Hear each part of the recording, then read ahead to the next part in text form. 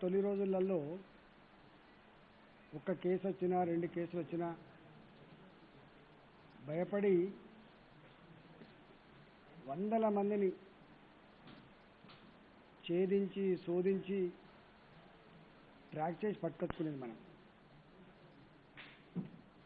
కానీ గత 4 నెలలుగా 4-5 నెలలుగా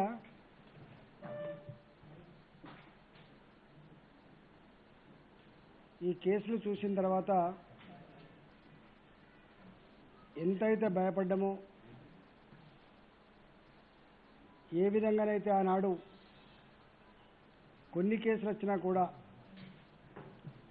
వెంటాడి వేటాడి ట్రేస్ చేసి టెస్టులు చేసినామో,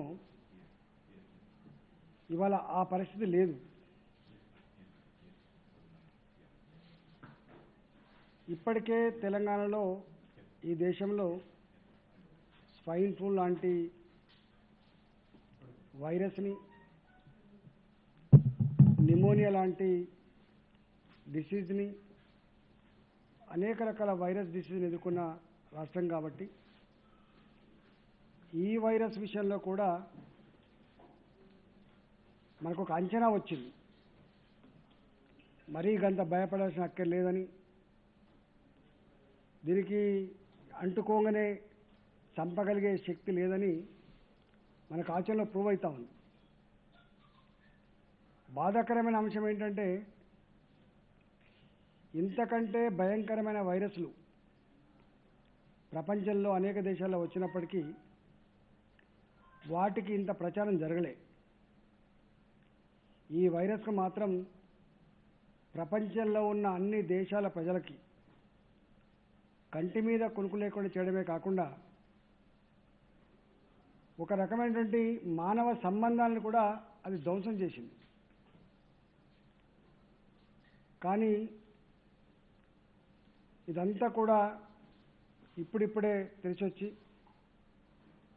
కొంత తప్పని కూడా అర్థమవుతా ఉంది. నేను ప్రజలకి విజ్ఞప్తి చేస్తున్నాం, అప్పటి నుంచి ఇప్పటిదాకా అనేకసార్లు విజ్ఞప్తి చేసినాం.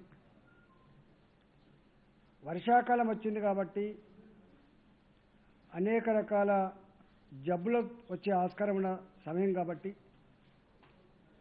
మేము మళ్ళీ విజ్ఞప్తి చేస్తున్నాం. ఏ ఇంట్లో ఏ వ్యక్తికి జలుబు, జ్వరము, దగ్గు లేదా ఇతరత్ర గుండె నొప్పి లాంటి సమస్యలు వచ్చినప్పుడు తక్షణమే పిఎస్సిని కన్సల్ట్ చేయండి. ఇప్పటికే గత 4-5 నెలలుగా గ్రామీణ ప్రాంతాల్లో మా ఆశా వర్కర్లు, మా ఏఎన్ఎంలు ఇంటింటికి సర్వే చేసి ఏ లక్షణాలు ఉన్నప్పటికి కూడా మా పిఎస్సీలకు పంపించి అక్కడి నుంచి టెస్ట్ చేసి పై హాస్పిటల్కి పంపిస్తూ ఉన్నాం. ఈ మధ్యకాలంలో గ్రామీణ ప్రాంతాల్లో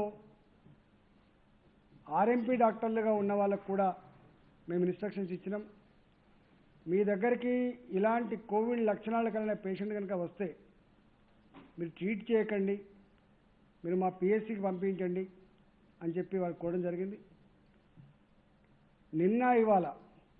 నిన్న తెలంగాణలో ఉన్నటువంటి అన్ని గవర్నమెంట్ ట్రీట్మెంట్ ఇచ్చేటువంటి హాస్పిటల్కి వాళ్ళ సూపరింటెండెంట్తో నిన్న ఎమినెంట్ డాక్టర్స్ తోటి వీడియో కాన్ఫరెన్స్ ఏర్పాటు చేసి ఈ ట్రీట్మెంట్ ఏంది, ప్రోటోకాల్ ఏంది, తీసుకోవాల్సిన జాగ్రత్తలు ఏందో అన్నీ కూడా చెప్పడం జరిగింది.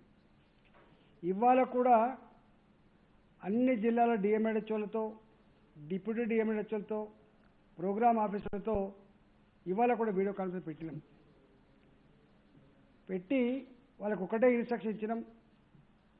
ఏ గ్రామంలో ఆశా వర్కర్ చేత ఐడెంటిఫై కాబడ్డా, ఏ సబ్ సెంటర్ కింద లక్షణాలు కలిగిన పేషెంట్ ఐడెంటిఫై కాబడ్డా పిఎస్సిలో తప్పకుండా టెస్ట్ జరగవలసిందే.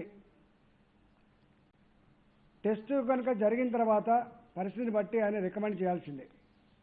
ఆయన ఇంటికి పంపించుకొని హోమ్ ఐసోలేషన్లో పెట్టి ట్రీట్మెంట్ ఇవ్వన్నా, లేదు డాక్టర్ పర్యవేక్షణలో పిఎస్సి స్థాయిలోనే సరిపోతుందా, లేదు హయ్యర్ ట్రీట్మెంట్ కోసం పంపన్నా, అదంతా అక్కడ డిసైడ్ చేయబడుతుంది. అంటే ఒక్క మాటలో చెప్పాలంటే పిఎస్సి స్థాయిలోనే పేషెంట్ యొక్క కండిషన్ బట్టి ఎక్కడికి రెఫర్ చేయాలనో అవన్నీ కూడా చేసేటువంటి ఆదేశాలు ఇచ్చినాం.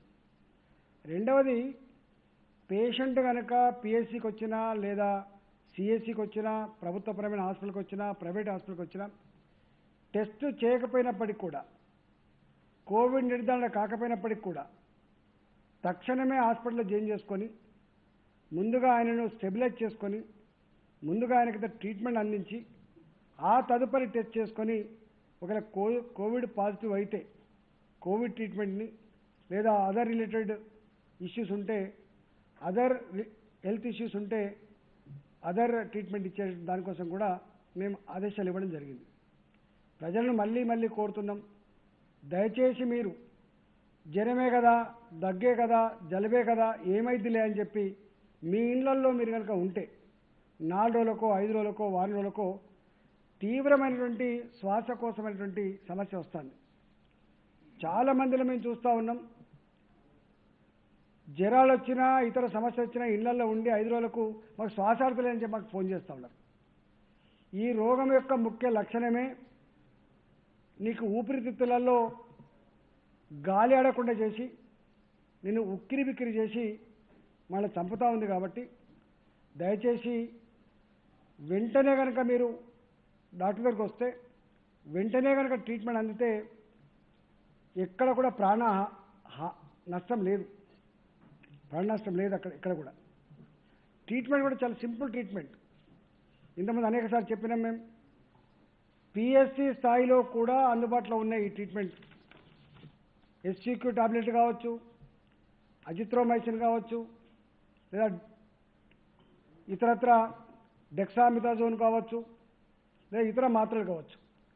అన్ని రకాల మందులు కూడా 15 పైసల టాబ్లెట్లు, 10 రూపాయల ఇంజెక్షన్ తప్ప వేలాది రూపాయల ఇంజెక్షన్ కూడా లేవు. నిన్న డాక్టర్స్ ఎక్స్పర్ట్ కమిటీ నిర్ధారించింది ఏంటంటే అసలు ఈ ట్రీట్మెంట్ అంతా కలిస్తే 1000 రూపాయలు మించదు అని చెప్తున్నారు. మీరు పెద్ద పెద్ద ఇంజెక్షన్లు, పెద్ద పెద్ద దవాఖాన్లు, వెంటిలేటర్ల గురించి ఆలోచిస్తున్నారు. వెంటిలేటర్ దాకా పోయేటువంటి ఆస్కారం ఉండదు దీనికి. వెంటిలేటర్ దాకా పోయిందంటేనే ఇక మనిషి బతకనే దాని కింద ఉంటుంది. దీనికి కావాల్సిందంతా ఈ ట్రీట్మెంట్తో పాటుగా ఆక్సిజన్. ఆయన ఆక్సిజన్ లెవెల్ కనుక తగ్గిపోతే దాన్ని స్టెబిలైజ్ చేయడం కోసం ఆక్సిజన్ మాత్రమే పెట్టాలని చెప్పారు. ఆ ఆక్సిజన్ కూడా 10 రోజుల పాటు ఒక పేషెంట్కి ఆక్సిజన్ పెడితే రోజుకొక సిలిండర్ చొప్పున వాడినప్పటికి కూడా 10 రోజుల కాలంలో ఒక పేషెంట్ మీద 2500 రూపాయలు మాత్రమే ఖర్చు అవుతుంది. ఇది యాక్చువల్ ట్రీట్మెంట్. వేరే రోగాలు లెక్క యాక్సిడెంట్స్ అయిపోతానో, లేకపోతే క్యాన్సర్ అయిపోతానో, లేకపోతే ఇతరతర జబ్బులతో పోతే దీని ట్రీట్మెంట్ ఇవ్వాలి, దాని ట్రీట్మెంట్ ఇవ్వాలి, ఇవన్నీ ఇలా ఇన్వాల్వ్మెంట్ లేదు. దీనికి స్ట్రేట్గా నువ్వు కార్పొరేట్ హాస్పిటల్ అయినా, గాంధీ హాస్పిటల్ అయినా, నీకు అయినా కూడా ఈ కరోనా పేషెంట్కి ఇచ్చేటువంటి మందులు గివే.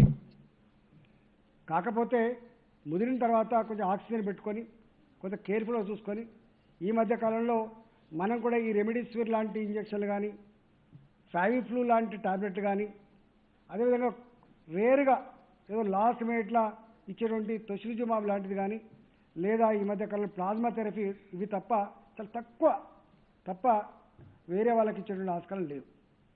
కాబట్టి ఈ మధ్యకాలంలో చూస్తూ ఉన్నాం, గ్రామీణ ప్రాంతాల్లో మామూలుగా వాళ్ళు ఎక్కడ వాళ్ళే నయమవుతున్నారు. రెండవ నిర్ణయం, అతి ముఖ్యమైన నిర్ణయం ఏంటంటే ఇంతకు ముందు కేవలం గాంధీ హాస్పిటల్ మాత్రమే పెట్టేది, ఇవాళ చెస్ హాస్పిటల్ మాత్రమే పెట్టేది. ఇవాళ మొత్తం ఎక్కడికక్కడ తెలంగాణ వ్యాప్తంగా ఉంటుండే అన్ని టీవీవీపీ హాస్పిటల్స్లో మా హెల్త్ డైరెక్టర్ కింద ఉండేటువంటి సిఎస్సి స్థాయిలో కూడా ఈ పేషెంట్ని పెట్టుకొని నయం చేసుకుంటా ఉన్నాం. ఇవాళ 108 వెహికల్స్ పెంచుకొని ఎక్కడికక్కడ వాళ్ళు స్టెబిలైజ్ చేసుకునే ప్రయత్నం చేస్తూ ఉన్నాం, ట్రాన్స్పోర్ట్ చేసే ప్రయత్నం చేస్తూ ఉన్నాం. 104 సర్వీసెస్ కూడా దాన్ని ఇంటెన్సిఫై చేసుకొని ఎవరెవరైతే ఇళ్లలో ట్రీట్మెంట్ చేసుకుంటా ఉన్నారో అలాంటి వాళ్లకు ఈ 104 ద్వారా డాక్టర్ల సలహాలు, సూచనలు, ట్రీట్మెంట్ అంతా ఉంది. ఇంతకుముందు చెప్పినట్టుగా పిఎస్సి స్థాయిలో వాళ్ళ పరిధిలో ఉన్నటువంటి పేషెంట్లు కూడా వాళ్ళు పర్యవేక్షణ చేస్తూ ఉన్నారు. అదేవిధంగా హితం అనేటువంటి యాప్ ద్వారా కూడా retired eminent doctors, experience doctors రోజుకు ఒక 70 మంది చొప్పున పేషెంట్లకి వాళ్ళు చేస్తూ ఉన్నారు. కాబట్టి దయచేసి ప్రజలు బెంబేలు ఎత్తిపోయి ఇలా మోస ఆడకపోగానే టక్కన ప్రైవేట్ హాస్పిటల్లో పోయి లక్షల రూపాయలు పే చేసి అక్కర్లేదు. దీంట్లో మన ప్రైవేట్ హాస్పిటల్ మీద వందల వేల కాంప్లైంట్స్ వచ్చిన తర్వాత వాళ్ళతో కూడా మాట్లాడినాం. ఈ కోర్టు ద్వారా పర్మిషన్ వచ్చిన తర్వాత ల్యాబులకి అదేవిధంగా ప్రైవేట్ హాస్పిటల్ యజమానులతో మేము మీటింగ్ పెట్టాం. వాళ్ళకి రెండు మాటలు చెప్పినాం. అయ్యా, ఇప్పుడున్న ఈ పరిస్థితులలో గతంలో లాగా దీన్ని బిజినెస్ లాగా చూసే ప్రయత్నం చేయకండి. ఇది మానవాళికి సంబంధించినటువంటి అతి భయంకరమైనటువంటి ఒక మహమ్మారి కాబట్టి దయచేసి ఇప్పుడున్న పరిస్థితుల్లో కూడా మీ వంతుగా కూడా ప్రజలకు విశ్వాసాన్ని ధైర్యాన్ని కల్పించడమే కాకుండా మేమున్నాం ఆదుకోవడానికని చెప్పి ఒక సాటి మనిషికి ఆపన్నాస్తం అందించాలని చెప్పి మేము కోరడం జరిగింది. దీన్ని వ్యాపార కొనుగోలు చూడొద్దని ఇప్పుడున్న పరిస్థితుల్లో ప్రజలకు విశ్వాసం కల్పించడానికి కోరడం జరిగింది. కానీ మేము కోరిన విధంగా కాకుండా వాళ్ళు అనేక రకాల హాస్పిటల్ పోగానే 2 లక్షల రూపాయలు డిపాజిట్ చేయండి, ట్రీట్మెంట్ జరగాలంటే రోజుకు 1 లక్ష రూపాయలు కట్టండి, 15 రోజులు ఉంటే 15 లక్షల రూపాయలు ఖర్చు అయ్యేటువంటి అనేక రకాల కాంప్లైంట్స్ వచ్చినాయి. చివరికి మనిషి దక్కకపోతే, మనిషి చనిపోతే ఇవాళ ఆ మనిషి చనిపోయిన డెడ్ బాడీ ఇవ్వడానికి కూడా మాకు ఇంకో 4 లక్షలు కట్టాలా, మీరు ఇంకో 5 లక్షలు కట్టాలని చెప్పి వేధించే పద్ధతి ఇలా మానవ సమాజానికి ఒక కలంకంగా మారిపోయింది. ఇది అత్యంత హీనమైన చర్యగా ఇవాళ రికార్డ్ అయిపోయింది. ఆ తదుపరి కూడా మేము మాట్లాడినాం చాలామందితో. కానీ మాట్లాడిన తర్వాత కూడా కొన్ని హాస్పిటల్ పద్ధతి మార్చుకోకపోతే మేము కమిటీలు వేసినాం. ఆ కమిటీలు అన్ని రకాల మొత్తం మాకు వచ్చినటువంటి కాంప్లైంట్స్ ఏవైతున్నాయో వాటి మీద సమగ్రమైన విచారణ జరిపినాం. అన్ని హాస్పిటల్ యొక్క ఆ రిపోర్ట్స్ అన్ని కూడా మా దగ్గర ఉన్నాయి. పద్ధతిని మార్చుకోమని చెప్పి హెచ్చరించడం. ఇంకా పద్ధతి మార్చుకోకపోతే తప్పకుండా ఈ విధుల నుంచి తప్పించే ప్రయత్నం కూడా చేస్తూ ఉన్నాం. ఇప్పటికే ఒక హాస్పిటల్కి వేసినాం. ఇంకా మళ్ళీ రేపో ఎల్లుండో రిపోర్ట్స్ తర్వాత మళ్ళీ 1-2 హాస్పిటల్ మీద వేస్తాం. నేను మళ్ళీ విజ్ఞప్తి చేస్తున్నా ప్రైవేట్ యజమాన్యాలకి, దయచేసి పద్ధతి మార్చుకోండి. ఇది కాదు డబ్బులు సంపాదించుకోవడానికి, ఇది కాదు ప్రజలు బ్లాక్మెయిల్ చేయడానికి, ఇది కాదు సందర్భం అని చెప్పి విజ్ఞప్తి చేస్తూ ఉన్నాం. ఇవాళ అన్ని హాస్పిటల్ కొన్ని హాస్పిటల్ వల్ల ఇలా మనం బదనామవుతూ ఉన్నాం కాబట్టి దయచేసి ఆ పద్ధతి చేయొద్దని చెప్పి కోరుతా ఉన్నాం. పేషెంట్స్ కానీ పేషెంట్స్ సంబంధించినటువంటి అటెండెన్స్ కానీ ఏమైనా ఉంటే మా దృష్టికి తీసుకురాలని తప్పకుండా మేము సరిచేసి మీకు న్యాయం చేస్తామని చెప్పి కూడా వాళ్ళకు హామీ ఇస్తా ఉన్నాం. దీని రెండవ అంశం ఏంటంటే అతి భయంకరమైన అంశం ఏంటంటే ఎప్పుడైనా మనిషికి ఏదైనా జ్వరం వస్తానో ఏదైనా ఆపద ఉంటనో ఆరోగ్యకరమైన సమస్యలు ఉంటే కుటుంబ సభ్యులు మంచం కాడ ఉండి వాళ్ళకు ధైర్యాన్ని ఇస్తారు. రోజు ఒక మనిషి చొప్పున 2 రోజులకు ఒక మనిషి చొప్పున మారుకుంటా ధైర్యాన్ని ఇస్తారు. కానీ ఇక్కడ మనం గమనించవలసింది ఏంటంటే కరోనా పాజిటివ్ అని తేలిన తర్వాత నీ వాళ్ళు ఎవరు కూడా నీ మంచం దగ్గర ఉండరు, నీకు ఓదార్చే వాళ్ళు ఉండరు.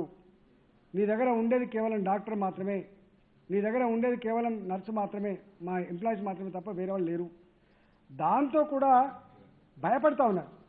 అంటే ఎవరు లేకపోవడం వల్ల అయ్యో నేను గింతనేనా, నేను చచ్చిపోతే గింత ఒంటరివాణ్ణి అయిపోతా అని చెప్పి కొద్ది మంది ఆ బెంగటిల్లి భయంతో కొంతమంది చనిపోతూ ఉన్నారు.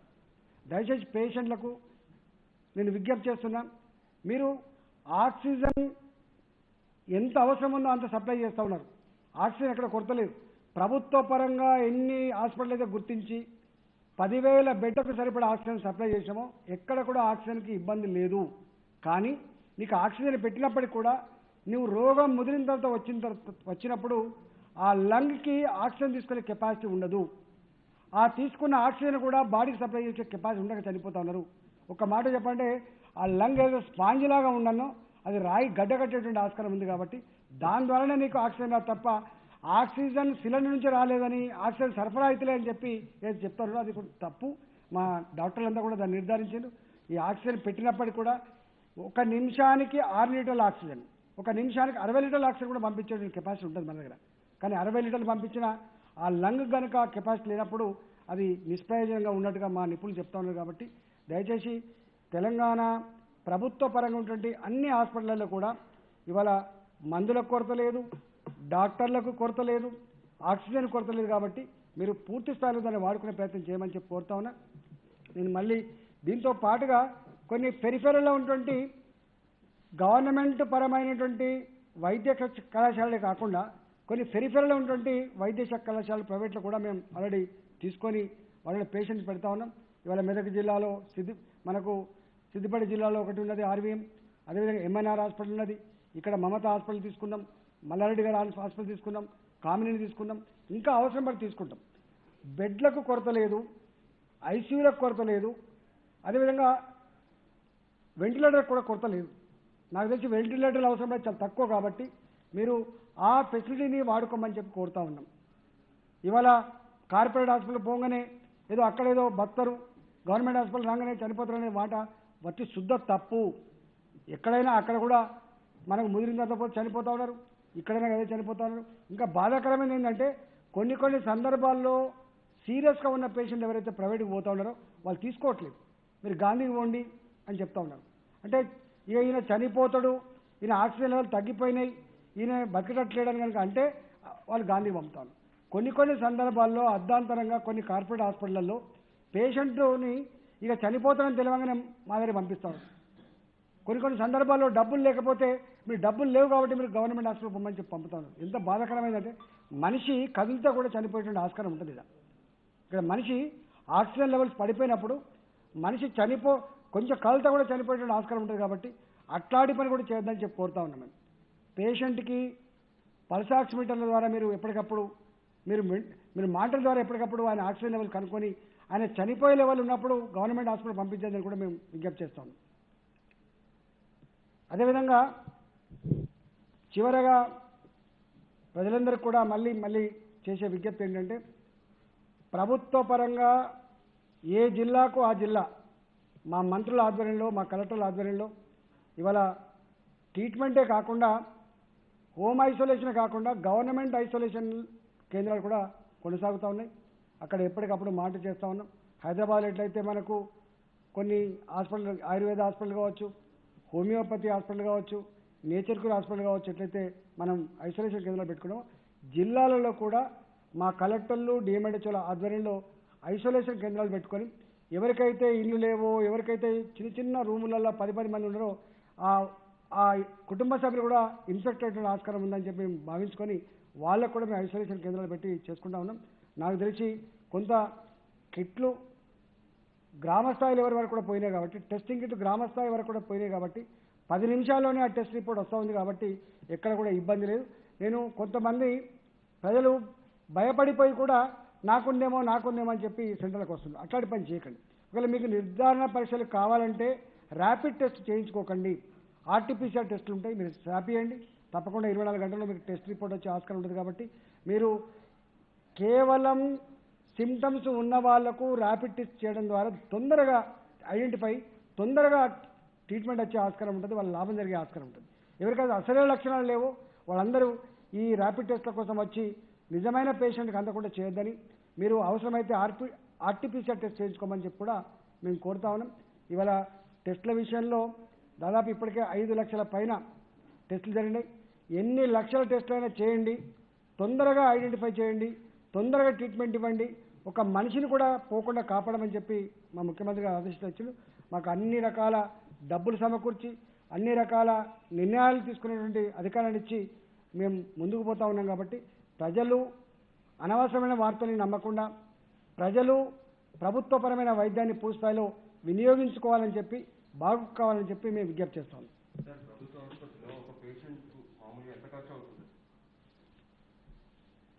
యాక్చువల్గా మన వైద్యుల మీద ఇవన్నీ పక్కకు పెడితే మందుల కోసమే ఖర్చు మాత్రం ఇదే. డెక్సామెథాజోల్, మీకు హెచ్సికు టాబ్లెట్లు, ఆక్సిజను, ఇవన్నీ చిన్న ఖర్చుతో కూడుకున్న టాబ్లెట్లు.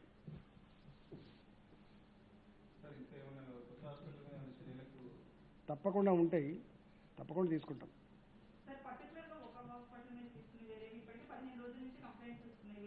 మేము నిన్న నుంచి స్టార్ట్ చేసినాము. మా ఉద్దేశం హాస్పిటల్ మూసేయడం మా ఉద్దేశం కాదు ఫస్ట్. ఎందుకంటే ఉన్న ఫెసిలిటీస్ని ప్రజలకు అందుబాటులో ఉంచే ప్రయత్నం చేయాలి తప్ప ప్రజలకు అందుబాటులో లేకుండా చేయొద్దు. మా కర్తవ్యం ఏంటంటే ఇవాళ మా దగ్గర సరిపోయిన ల్యాబ్లు ఉన్నాయి. ఫస్ట్ మేము మా దగ్గర టెస్ట్ చేసినాం. మనకు కొంత పెరుగుతూ ఉంది, వైరస్ పెరుగుతున్నప్పుడు మనం ప్రైవేట్కు అనుమతిస్తే మనం ఇచ్చినాం. కానీ సిస్టమేటిక్ చేయమని చెప్పినాం. మనం ప్రజలకు భయభ్రాంతులకు గురి చేసే పద్ధతులు ఉన్నదని చెప్పినాం. అదేవిధంగా హాస్పిటల్ విషయంలో కూడా ప్రభుత్వ పరంగానే కాకుండా గవర్నమెంట్ సరిపోయినప్పుడు ప్రైవేట్లో కూడా ట్రీట్మెంట్ తీసుకునే వాళ్ళు కూడా ఉంటారు. కాబట్టి పేయింగ్ కెపాసిటీ ఉన్న వాళ్ళు ఉంటారు కాబట్టి అని చెప్పి మనం అనుమతి ఇచ్చాం. కానీ అనుమతి ఇచ్చిన తర్వాత ఇన్ని రకాల కాంప్లైంట్స్ వచ్చినాయి. మేము ఎక్స్పెక్ట్ చేసింది వేరు. మేము 4,000 రూపాయలు ఫర్ డే, 7,500 రూపాయలు ఫర్ డే, 9,000 రూపాయలు ఫర్ డే, అంటే మామూలు బెడ్ కానీ ఆక్సిజన్లో ఐసీలో ఉండే వాళ్ళు కానీ వెంటిలేటర్ మీద, కానీ ఎక్కడ కూడా వాళ్ళు పాటిస్తలేరు అవి. సార్, ఈ ప్లాస్మా ట్రీట్మెంట్కి సంబంధించి ట్రయల్ రన్ అన్నారు, గాంధీకి మాత్రమే పర్మిషన్ ఇచ్చారు సార్, కానీ ప్రైవేట్ హాస్పిటల్ అన్నింటిలో చేస్తున్నారు. ఇది మీ దృష్టికి వచ్చిందా? ఎటువంటి చర్యలు ఉంటాయి సార్? యాక్చువల్గా దీని మీద ముఖ్యమంత్రి గారు ఇప్పటికే మాకు సూచన చేసిండు, ఒక ప్లాస్మా బ్యాంక్ని పెట్టమని. మాకు బ్లడ్ బ్యాంక్ ఏదైతే ఉందో నారాయణగూడలో, ఆ బ్లడ్ బ్యాంక్లోనే ప్లాస్మా బ్యాంక్ కూడా మేము ఏర్పాటు కోసం సన్నాహాలు చేస్తా ఉన్నాం. దీంట్లో ఇంతకు ముందున్న పద్ధతి వేరు. ఇంతకుముందు గాంధీలో మాత్రమే ఉండే ఐసీఎంఆర్ పర్మిషన్ ఇచ్చింది. చాలామంది ఎవరైతే నయమైపోయినరో, యాంటీబాడీస్ డెవలప్ అయినటువంటి పేషెంట్లు ఉన్నారో వాళ్ళ దగ్గర బ్లడ్ తీసుకొని కొంతమంది పేషెంట్లకు ఇస్తూ ఉన్నారు. ఒక నిజంగానే కనుక ఆ ప్లాస్మా థెరపీ ఒక మనిషిని కాపాడుతుందంటే దాని మీద చర్యల కంటే కూడా మనం హర్షించాలి. దాన్ని తప్పు పట్టట్లేదు నేను,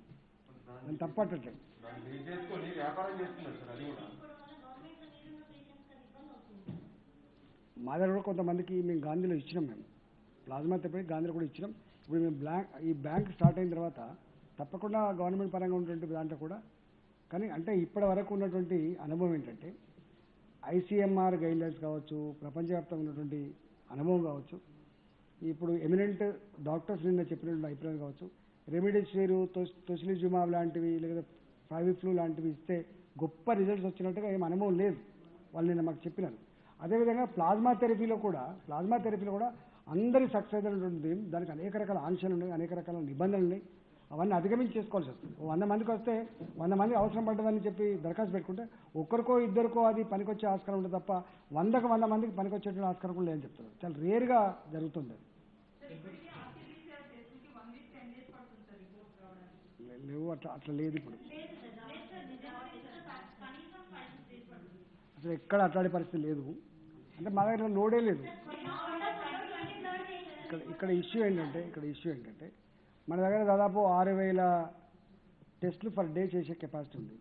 మనం ఇంకో 4,000 టెస్టులు చేసే మిషన్ కూడా ఆల్రెడీ వచ్చింది, 7వ తారీఖున ఎస్టాబ్లిష్ అయితే కావచ్చు. దీనికి తోడుగా దాదాపు 8,000 టెస్టులు ప్రైవేట్లో కూడా చేసే కెపాసిటీ ఉంది. మొత్తం కలిపితే అసలు ఈ ఆర్టీపీసీఆర్ మీద చేసే టెస్టులు 5,000కి మించట్లే, 5,000, 6,000కి మించట్లే. గవర్నమెంట్ పరంగా 2,500, ప్రైవేట్ పరంగా 4,000, 3,500 కంటే ఎక్కువ చేయట్లేదు. 5,000, 6,000, ఒకరోజు 8,000 అంతే తప్ప లేదు, లోడ్ లేదు.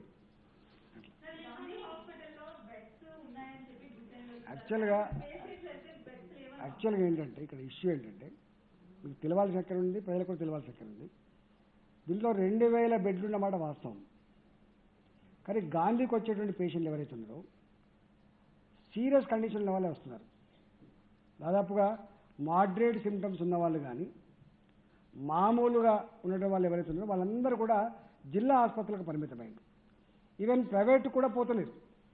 సీరియస్గా ఉన్న వాళ్ళు ఎవరైతే ఉన్నారో ఇక వాళ్ళు గాంధీకే వస్తున్నారు కాబట్టి వాళ్ళకు వెంటిలేటర్ సౌకర్యం అవసరం ఉంటుంది ఒకటి. రెండవది ఐసీయూ అక్కడ ఉంటుంది. 2,000 బెడ్లలో ఐసీయూ 2,000 బెడ్లు లేవు. మన దగ్గర ఉన్నటువంటి ఐసీయూ బెడ్లు 500 మాత్రమే గాంధీలో. ఆ 500 బెడ్లు పూర్తి స్థాయిలో ఎవ్రీ డే నిండుకుంటున్నాయి. ఇంకొక 600 బెడ్లు ఆక్సిజన్ మీద ఉన్నాయి. ఆక్సిజన్ మీద కూడా ఉన్నారు పూర్తి స్థాయిలో. ఆక్సిజన్ మీద కనుక కోలుకోకపోతే ఐసీయూ తీసుకొచ్చి పెట్టాల్సి వస్తుంది. మామూలు ఆక్సిజన్ మీద ఉన్నటువంటి పేషెంట్ ఒకవేళ కొంచెం కండిషన్ ముదిరిపోయిందంటే మళ్ళీ ఐసీయూ తీసుకురావాల్సి వస్తుంది. కాబట్టి అక్కడ ఉన్నటువంటి బెడ్లు 500 పైచిలుకు బెడ్లు ఐసీయూ వెంటిలేటర్ బెడ్లు, 500 పైచిలుకు బెడ్లు ఆక్సిజన్, ఇవి పూర్తి స్థాయిలో ఉన్నాయి. మళ్ళీ ఇంకొక 350 బెడ్లు ఈ అవసరాన్ని బట్టి ఒక 350 బెడ్లు అక్కడ ఐసీయూ బెడ్లుగా పూర్తి స్థాయిలో తయారు చేయడానికి సిద్ధపడ్డాం. దాదాపు ఒక 2-3 డేస్లో అది కూడా అయిపోతుంది. ఇంకొక 350 బెడ్లు ఐసీయూ బెడ్లుగా కన్వర్ట్ చేసే ప్రయత్నం చేస్తున్నాం.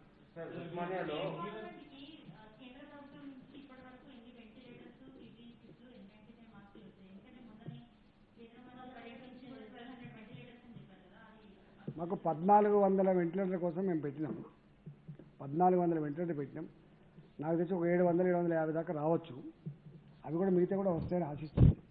అవి మామూలు వెంటిలేటర్లు అవి, అంటే మనం అప్పట్లాగా పెట్టే వెంటిలేటర్ కాకుండా ఈ కోవిడ్ కోసం స్పెషల్గా తయారు చేయబడ్డ వెంటిలేటర్స్ అవి. అవి వస్తున్నాయి. గాంధీలో కొన్ని సిలిండర్లు ఆక్సిజన్ సిలిండర్లు ఇచ్చింది వచ్చినాయి. గాంధీలో చాలా వెంటిలేటర్లు ఇన్స్టాల్ చేయట్లేదు, అట్లే పక్కన పెట్టేసారు. దీంట్లో ఇష్యూ ఏంటంటే దీనికి ఐసీయూలో ట్రీట్మెంటు ఆక్సిజనే చాలా కీలకం.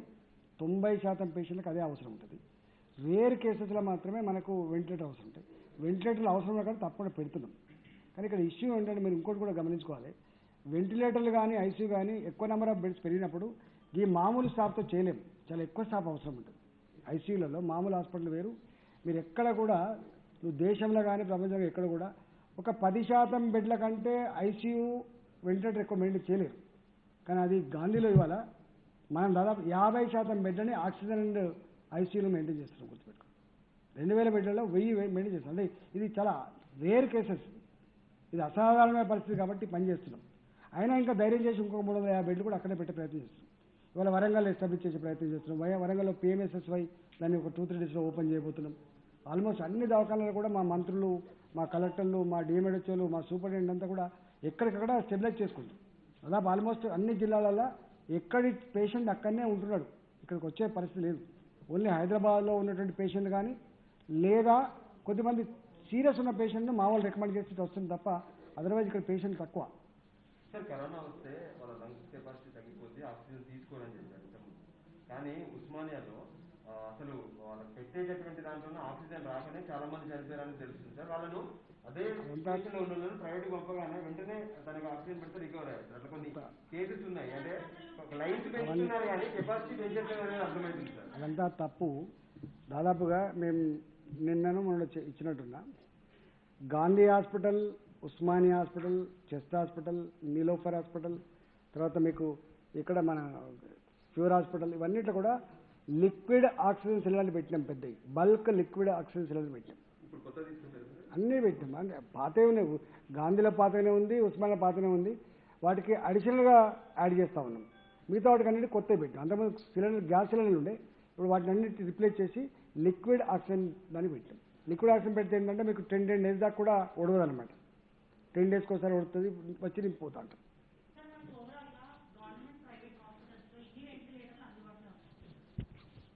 ప్రైవేట్లో నాకు తెలిసి ఒక 14-15 మంది ఉండొచ్చు మొత్తం కలిస్తే. గవర్నమెంట్లో దాదాపు ఒక 1500 నుంచి 2000 వెంటిలేటర్లు ఉన్నాయి. ఇప్పుడు కరోనా వచ్చి చాలా మంది డాక్టర్లు కానీ ఈ వైద్య సిబ్బంది క్వారంటైన్ పీరియడ్ అయిపోయి మన డ్యూటీలోకి వస్తారు. వాళ్ళకు ఆ పీరియడ్ని ఏమైనా స్పెషల్ లీవ్ కింద ఇస్తున్నారా, లేకపోతే మెడికల్ లీవ్ పెట్టుకొని ఉండాలా? ఎక్కడ హెల్త్ డిపార్ట్మెంట్లో మా వాళ్ళు ఇన్ఫెక్ట్ అయితే వాళ్ళందరికీ కూడా లీవులు అక్కర్ లేకుండానే దాన్ని డ్యూటీగానే పరిగణిస్తున్నాం. మేము ఆర్డర్ చేయలేదంటే ఇప్పటికే చాలా మంది ఆర్డర్ చేయాల్సిన అక్కర్లేదు, దానికి ఆర్డర్ చేయాల్సిన అక్కర్లేదు. అది ఆల్రెడీ అండర్స్టాండింగ్ ఉంది. మా కమిషనర్ కానీ మా డైరెక్టర్ కానీ అవి పాటిస్తారు. కానీ చిన్నగా ఉంటుందా వాళ్ళకి అనుమానం పాత రోగం. కొంతమందికి అనుమానం ఉంటుంది, కొంతమందికి ఎప్పుడు అదే పనిగా విమర్శలు చేయాలి, అదే పనిగా అడగాలి, అదే పనిగా అనుమానపడాలి. వాళ్ళకి ఎవరు సాటిస్ఫై చేస్తారు చెప్పండి.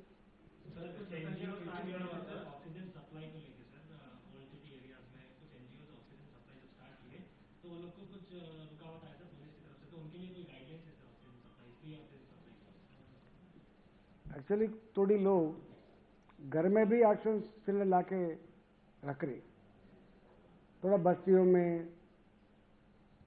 में बड़े लोग जो NGOs है हाल्स में रख के भी ऑक्सीजन रख रहे, उन लोग कर रहे।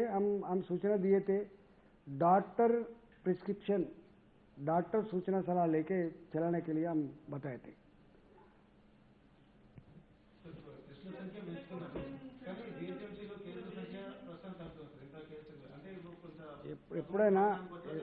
ఎప్పుడైనా విరుగుడ కొరకు పీకు పోవాల్సిందే, మళ్ళీ తగ్గాల్సిందే. మన ప్రపంచంలో ఎక్కడైనా చూసినాం మనం.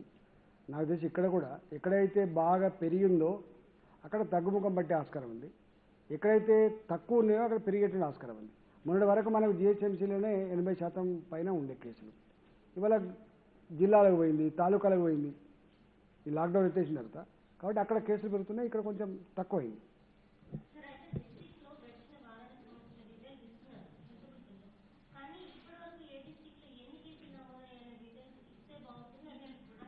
ఇప్పటికే 56 పేజీలు అయినట్టుంది మరి బులెటిన్.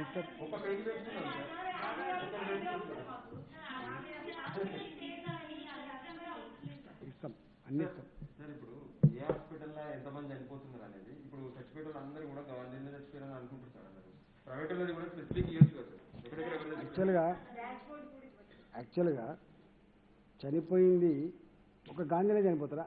అట్లే అనుకుంటారు సార్. అది మనం ప్రైవేట్ హాస్పిటల్ ఉంటారు అంటే ఎవరెవరైతే హాస్పిటల్ వాళ్ళు కోవిడ్తో చనిపోయారని చెప్తారో వాళ్ళు మేము రిపోర్ట్ చేసుకుంటున్నాం. చనిపోవడం ఒక గాంధీలో ఎక్కడ చనిపోరు. నేను చెప్తే కదా, గాంధీకి కొంత ఏరియా ఉంటుంది, అన్ఐడెంటిఫైడ్ డెడ్ బాడీస్ కూడా వస్తాయి అక్కడికి. గాంధీలో ఇప్పటికీ డయాలసిస్ నడుస్తుంది ఒక వింగ్. ఇప్పుడు రాష్ట్ర వ్యాప్తంగా ఎక్కడైతే డయాలసిస్ పేషెంట్లు కోవిడ్ వైరస్ సోకిందో వాళ్ళందరికీ ఇక్కడనే డయాలసిస్ నడుస్తుంది. తర్వాత కోవిడ్ ఇన్ఫెక్ట్ అయినటువంటి మహిళలు కూడా డెలివరీస్ కోసం ఇక్కడే వస్తారు. తర్వాత జనరల్ కూడా ఇక్కడ అవన్నీ దీనికైనా పడతా ఉన్నాయి. ఇంతకుముందు క్లారిఫై చేసినాం మేము. ప్రైవేట్ హాస్పిటల్ కూడా ఉన్నాయి. 563 మంది చనిపోయారు సార్ ఇప్పటికి. ప్రైవేట్లో ఎంతమంది చనిపోయారు, గవర్నమెంట్ ఎంతమంది చనిపోయారు? ఇస్తారు లెక్క, బ్రేకప్ ఇస్తారు మా ప్రైవేట్ ఆసుపత్రుల్లో చనిపోయినటువంటి వాళ్ళు పాజిటివ్ అంటే రిపోర్ట్లో పాజిటివ్ లేకున్నా కానీ కొన్ని సింటమ్స్ ఉన్నాయని చెప్పి వాళ్ళు అంటే డెడ్ బాడీ అపాయింట్ చేస్తారు, గవర్నమెంట్ వాళ్ళకి అప్లై చేసేలా తీసుకెళ్ళమంటున్నారు. యాక్చువల్ దీంట్లో ఏముంది, గ్రామీణ ప్రాంతాలలో వాళ్ళు గుండెపోటుతో చనిపోయినా వాళ్ళు ఇతర కారణాలతో చనిపోయినా కూడా కోవిడ్ కావచ్చనే అనుమానంతో, మీరు చూస్తున్నారు ఇవాళ ఒకరు సూసైడ్ చేసుకుని చనిపోయారు, అనుమానంతో డెడ్ బాడీ రాణిస్తలేరు. కాబట్టి మా విజ్ఞప్తి ఏంటంటే, డెడ్ బాడీ ఊళ్ళోకి వచ్చినంత మాత్రాన, డెడ్ బాడీ మన ఊళ్ళో శ్మశాన వాడికి ఖననం చేసినంత మాత్రాన వైరస్ సోకుతున్నటువంటి ఆ భావన ఉండొద్దు. ఇప్పుడు సన్నతనాల్లో మనం చేస్తున్నాం. సపోజ్ సన్నతనాలు ప్రజలు లేరా? మనం ఇంకొకటి చేస్తాం, అలా ప్రజలు ఉండరా? ఇంకా తప్పు. మేమేమంటున్నామంటే, మనిషి చనిపోయిన ఇప్పుడున్న పరిస్థితి చనిపోయినప్పుడు ఏ మనిషి చనిపోయినా కూడా కోవిడే అంటాను. డెడ్ బాడీ తీసుకుపోతలేరు, ఒకటి. డెడ్ బాడీ చూడడానికి వస్తలేరు, రెండు. ఇట్లాంటివి అన్నీ ఉన్నాయి. కాబట్టి నేను ప్రజలకు విజ్ఞప్తి చేస్తున్నాం, డెడ్ బాడీస్ కూడా తీసుకుపోయే పరిస్థితి ఉండద్దు. రావాలి మంచిగా. ఇప్పుడు డెడ్ బాడీ తీసుకొచ్చే మనిషి కాదా? ఇప్పుడు మా డాక్టర్ చూస్తలేడా? మా నర్సు చూస్తలేదా? ఆ డెడ్ బాడీ ప్యాక్ చేస్తుండే మా మనుషులు కాదా? ఆ డెడ్ బాడీ రేపు మీకు అప్పచెప్పేటువంటి మనుషులు కాదా? వాళ్ళకు లేని ఇన్ఫెక్షన్ ఎక్కడ వస్తుంది చెప్పండి? అట్లా తప్పు ఇస్తారు. అట్లా మేము ఎక్కడ డబ్బులు కట్టకపోతే ఇవన్నీ సందర్భం ఉండొచ్చు, అంతే తప్ప అట్లా లేదు ఎక్కడ. 1350 బెడ్లు యాక్చువల్గా లేదు, స్టాఫ్ ఉన్నారు, అందరు ఉన్నారు, తీసుకుంటున్నారు. పెరుగుతున్నది రోజు రోజుకి. నాకు తెలిసి ఇంకొక 5-6 రోజుల్లో దాదాపు 1000 మంది పేషెంట్లు వస్తారు. ఇప్పుడు యాక్చువల్గా 170 చిల్లర ఉన్నారు. సార్ ఇప్పుడు ప్రైవేట్లో మీరు చెప్పిన రేట్లకి చేయాల్సిందేనా పక్క? అంటే ఎక్కువ తీసుకుంటారు కదా, దాన్ని ఎట్లా టాలీ చేసుకోమంటారు? ఏంటి చెప్తామా సార్? ఇప్పుడు ఎంతమంది వాళ్ళు ఉన్నారు సార్? మీరు మొదటి నుంచి చాలా హాస్పిటల్స్ ఉన్నాయి సార్, మేము ఎన్నో రిపోర్ట్ చేస్తాం. అవి కూడా ఈ మధ్య నిన్న